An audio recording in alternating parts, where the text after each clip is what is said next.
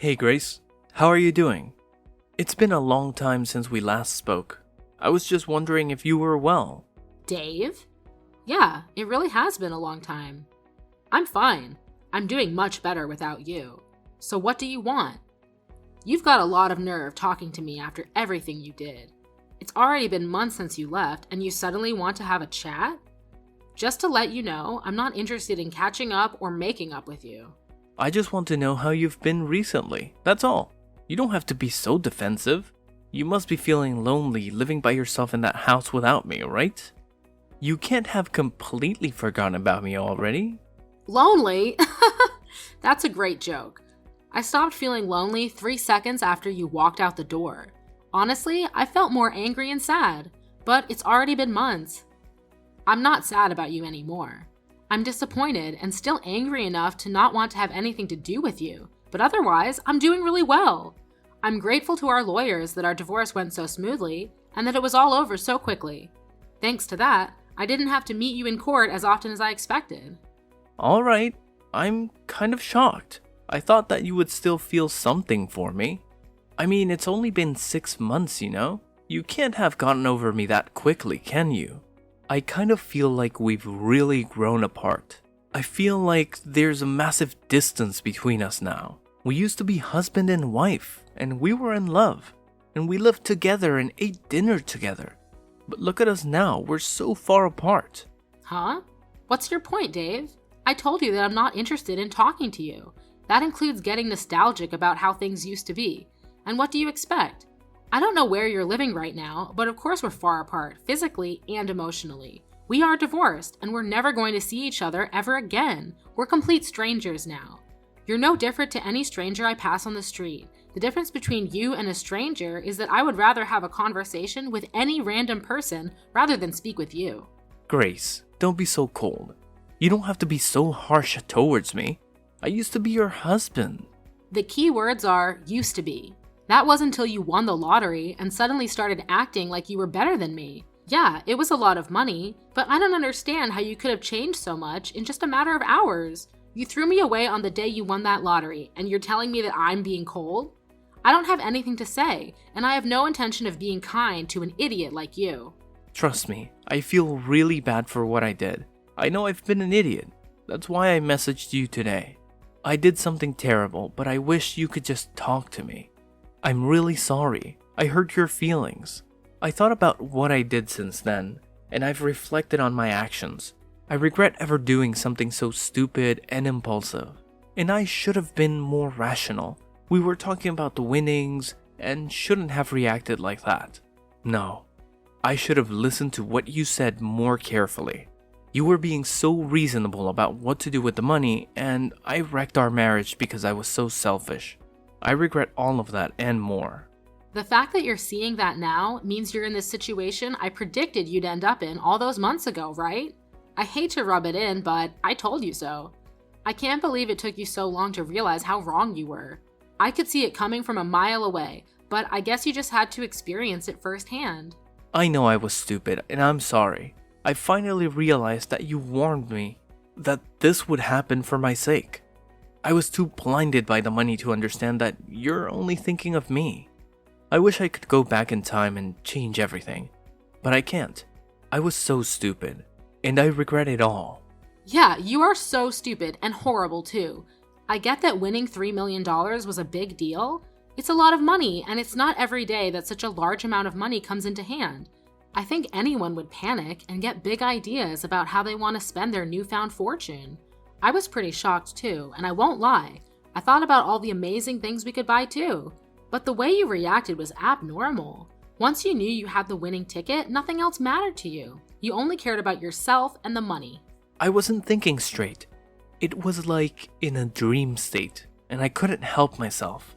All I suggested was that we should be sensible with how we spend the money and save as much of it as possible for our future together. And keep some money aside in case we had children. I wasn't planning on taking anything from you, and I made no mention of spending it all by myself, but you just started raving, shouting at me that it was your money and that I wasn't allowed to touch a single cent, that it was for you to use the way you wanted to spend it. I never intended to take anything from you, But that's what you assumed, and suddenly, poof, like magic, you were gone, along with the money. You didn't even answer my messages until you sent me the divorce papers. And then you only replied that you would give me alimony if I signed the papers. We had been together for 3 years, but all that went down the drain when you got that money and turned into a completely different man. For weeks, I wondered what those 3 years were, as if they meant nothing to you. After I stopped being sad, I realized that I had already wasted 3 years and that I shouldn't waste any more time trying to make sense of what you did. I know. I was completely at fault. But it was $3 million. Neither of us had even had a tenth of that amount in our banks at one time. You can imagine why I went so crazy, can't you? Yeah, it's a lot of money, but that doesn't excuse your behavior. You ranted at me that my parents might come and beg you for money because they're so poor and that you couldn't trust anyone anymore. You were insulting me and my family with every word you said. Because you had all this money, you had this ridiculous idea that you were better than all of us. I never knew you could be so hurtful and obnoxious, and I was shocked that you could change so easily because of some money. Well, I didn't mean it. You know that, don't you? I regret everything I didn't say after that. I wish I could take it all back. Really? It sounded like you meant it at the time. Don't try and run away from what you did. It's way too late for you to start begging me for forgiveness. I couldn't care any less about how guilty you feel. Your feeling bad isn't going to change anything. Anyway, what do you want? Let's get this over with. What are you talking about? There's a reason why you messaged me today, isn't there? I know you didn't just message me so that you could apologize. No, I really was worried about you. I wanted to show you that I changed and felt bad about what I did. I guess I also wanted to find out what you did with the money I gave you when we divorced. I was just curious about how you spent it. That's all. Money? That's what you're interested in. You're talking about the lump sum of money you gave me, right? You chose to give me that money instead of sending me regular payments of alimony because you didn't want to risk having to send me alimony payments for the rest of your life, if I remember correctly.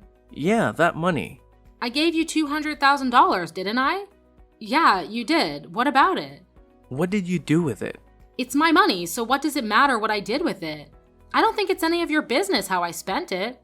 It's not like you set any conditions for how I spend it when the amount was decided in court.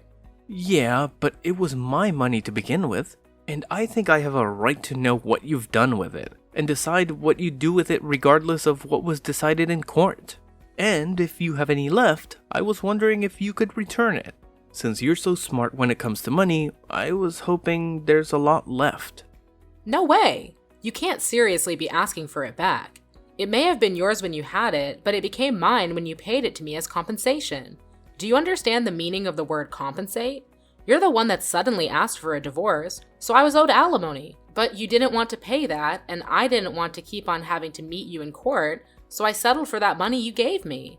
I don't have any obligation to return that money to you. That money was owed me, and it's mine. Yeah, it was compensation, but I only gave you a lot of money because I had a lot of money of my own at the time. But I'm having trouble right now, and I need some money. It would be great if you could give it back. To be honest, it's my money, so I shouldn't even have to ask you. What do you mean by trouble? I got married after we divorced. Oh, so the rumors I heard were true. Congratulations, I heard that you married someone. So how did that turn out for you? She ran away with all my money. I never should have married her. What? All of it? Yeah, can you believe it? It was $3 million, so I thought that I didn't have to worry about any of that for the rest of my life. And I thought I could live like a celebrity. So I resigned from my job and had a house built for me and my new wife. We filled it with designer furniture and everything. We even had a bowl put in. We were living the perfect life together until one day she suddenly asked for a divorce. After the divorce was finalized, I realized that all my money had been transferred to her bank account. And she was gone. We were divorced. My account was empty, and she had disappeared. She even told her lawyers that I've been cheating on her, even though I've never done anything like that. I'd already lost $1 million in compensation during the divorce for an affair I never had, and she took the rest of what was in my account without me even realizing it. I don't know where she is. But the last I heard, she was living in a penthouse apartment abroad. You said you never cheated on her, but she managed to win the court case. That must have meant that she had enough evidence to argue for compensation. You can try to act a victim all you like, but in the end, it was your own fault. Your own irresponsible actions brought all this upon you. Yeah, fine. She got pictures of me with another woman, but how is this fair that she gets my 1 million in the divorce? It's my money. So you did cheat on her after all. You're a pathetic excuse for a husband. Yeah, alright. Say all you like. Anyway, that's not my point. I've explained why I need the money. Can you give me back the money I gave you? I need it right now. My ex-wife got the house in the divorce too, so I don't have anywhere to live. She's not even using it. She's abroad, but the woman bought it out for sale. I was kicked out of my own house so that she could sell it and take more money from me. Grace, you're still living at the same place we lived in when we were married, right? Can we live together again? Excuse me? Are you asking if you can move in with me? Let's just forget about everything that happened in the past and live together. I want us to start over. I'll be a better husband this time. Even if we don't have $3 million, I know we can be happy together. I still love you. We can work through this together. I swear, I'll make you happy this time. No way! You must be out of your mind. It's disgusting how you think that you can slither your way back into my life again. We are over, and we are never getting back together. Ever! The divorce was finalized, and I'm free of you. I don't have anything else to say to you. Plus, I've already moved out of that house and sold it. I'm living somewhere else. What? You moved out? Where are you living now? Are you still close by? I'm not giving you the details of where, but I'll tell you a little about it. Thanks to the compensation I got from you, I was able to buy some pretty reasonable shares. I had to be patient, but it went really well. I managed to earn a profit from it. You bought shares? I never knew that you knew how to do that kind of stuff. Why didn't you tell me when I had 3 million? We could have made an even bigger fortune. Don't be stupid, Dave. It was beginner's luck. And of course, I didn't put the entire $20,000 you gave me into buying shares. I invested a reasonable amount and got lucky. Once I made a decent profit, I backed out and put all the money I made into a savings account. Right now, I'm working full-time and using the money I saved up to live a little more luxuriously. I buy organic and I spend money on the things I love and enjoy, but I still have money saved for a rainy day. Thanks to that, I was able to get a penthouse apartment in a really lovely area. It's not filled with designer furniture, so it might not be as fancy as the place you had, but it's home. I realized early on that it was dangerous to impulse buy when you have so much money at your fingertips, so I try to only buy what I need or really want. I'm doing really well at work too, so everything is going perfectly, smooth sailing. I was being serious when I said I was doing better without you. Honestly, I'm grateful that you won that lottery, and I'm glad you told me you wanted a divorce when you did. If you hadn't, I would have been stuck with you. You're living in a penthouse apartment too? You're kidding. I never imagined that you would end up being so successful. It's only been 6 months since we divorced. But that's my money you're standing on. You and my other exes, you're both living in luxury thanks to me. It's money we were owed. I didn't know what to say about that money she took from your account, except maybe that it was just karma coming around to bite you in the ass. By the way, how much money do you have saved right now? About $200? You can't be serious. You're turning 36 this year, aren't you? You don't have a place to live, you're unemployed, and you only have $200 saved? I would sympathize, but I know that it's all your own fault. What are you planning to do from now on? I was just kicked out of my own house last week. I haven't been able to find a job yet. I thought that I could sell the house, but my other ex got it in the divorce, so I don't have anything worth selling. I already failed one job interview, and I didn't know what else to do, so I decided to message you hoping that you could help me. What about your parents? Why don't you ask them to let you stay with them while you find a place of your own and a job? Some idiots in my parents' neighborhood found out that I won 3 million and started harassing my parents. Most of it was really childish, you know? Throwing toilet paper around, but they were getting death threats in the mail and stuff too. Some magazines are asking for interviews non-stop. My parents ended up moving away when they cut ties with me. I need your help, Grace. I don't have anyone else. You're the idiot, Dave. That's the main reason why I warned you about bragging about your win to everyone. Just because you won 3 million doesn't make you better than everyone else. I told you that you shouldn't get carried away, didn't I? But you didn't listen, and you lost a lot of friends and made a lot of enemies in the process. I know. I regret a lot of what I did. I regret not listening to you the most, because none of this would have happened if I just did as you said. That's why I want to get back together again. I need you to keep me in check. Sorry, Dave, but I'm not interested in being your babysitter. We're never getting back together. There's not even a 1% chance of it happening. Why not? I'm not asking you to be my babysitter. I want us to be husband and wife again. We didn't get divorced because we stopped loving each other. You still love me, don't you? We can get back together again. You must be joking. You're the only one that thinks we still have a chance. I don't know whether you actually still have any feelings for me, or if you're just saying all this because you want money. But either way, it doesn't change how I feel about you. The second you said you wanted a divorce, I hated you from the bottom of my heart. You chose your money over me. You made that really clear during the divorce. Now I'm indifferent. I couldn't care less about what happens to you. Don't say that. That hurts more than being told you hate me. Please, I'm begging you for help. Could you at least have some pity for me? I need your help. We used to be married, remember? We spent 3 years living in the same house. We can forget about everything and start new things together. No thanks. You're the one that asked for a divorce despite 3 years we spent together, so don't bring it up as a reason to get back together. Then could you at least lend me some money? That's all I ask for. You said you've got money saved up. You can spare some, can't you? You made that money because of the money I gave you. You owe me. Come on, I don't even have a place to live. I'm begging you, Grace. Help me out. I don't have anyone else to turn to. I don't have any obligation to help you. You won $3 million and you told me that you didn't trust me with your money, saying that I might waste all of it on shopping sprees. Only God knows where you got the idea that I would do that. You said you wanted to spend it how you liked and demanded I sign the divorce papers. And you left, taking all of your money with you. Well, I'm telling you now that I'm free to spend the money that I have however I like, including the money I got as compensation. I don't have a single cent to give you. Then what am I supposed to do? The reason why you have so much money right now is because of the money I gave you. Don't you feel any gratitude towards me? You could at least give me something as a thanks. It's not fair that you're living in a penthouse apartment and have money saved, and still have a job. I don't have anything. How can I accept that? Why should I care whether you accept it or not?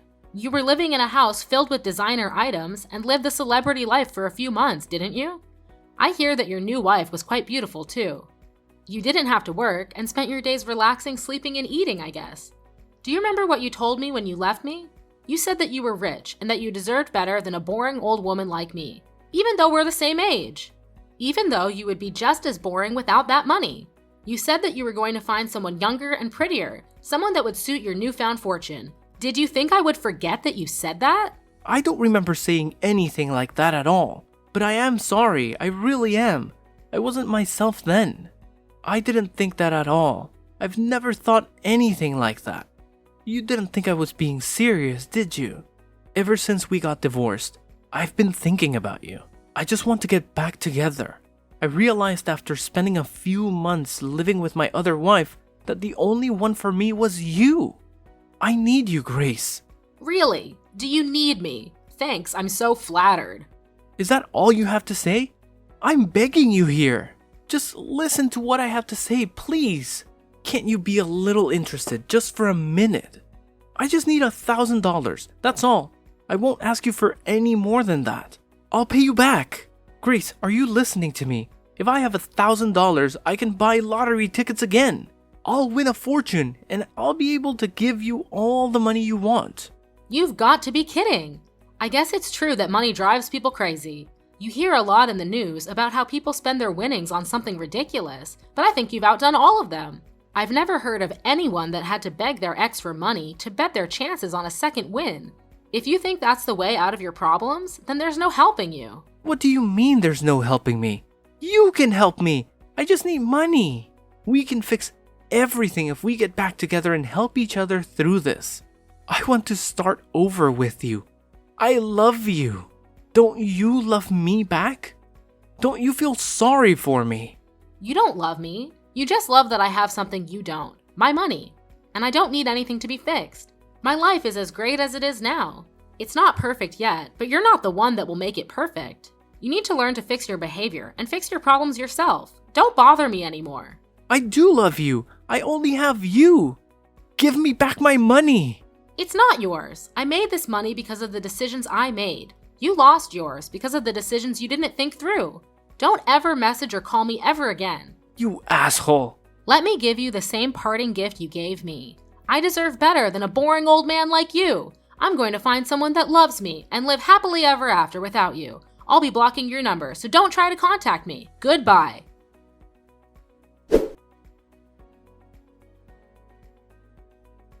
After that, I blocked Dave's number and blocked him on all the social networking they were connected on. Later on, I was able to forget about Dave pretty easily and was enjoying my peaceful life without him. I was living my ideal life, focusing on my career and coming home to the apartment I had taken care to furnish with the things I loved. Dave, however, had used up what remained of his savings and still couldn't pass an interview because of his obvious lack of work ethic. He didn't change his attitude and blamed the interviewers for not passing him as a result. He started borrowing money from loan sharks, and with that money, he began gambling at his nearest casino. Of course, it wasn't that easy to make a fortune, and the gambling only made his debt bigger and bigger. He was digging his own grave, but he still didn't change his attitude after realizing how big his debt had gotten. He became desperate, but instead of trying for another job interview, he tried to steal money from a convenience store and was caught by the police. I found out about Dave's arrest on the morning news, but was too indifferent to care. I only remarked that money really does drive people crazy, and went on about my day as I usually would. All in all, Dave was just another stranger to me now. Screw him!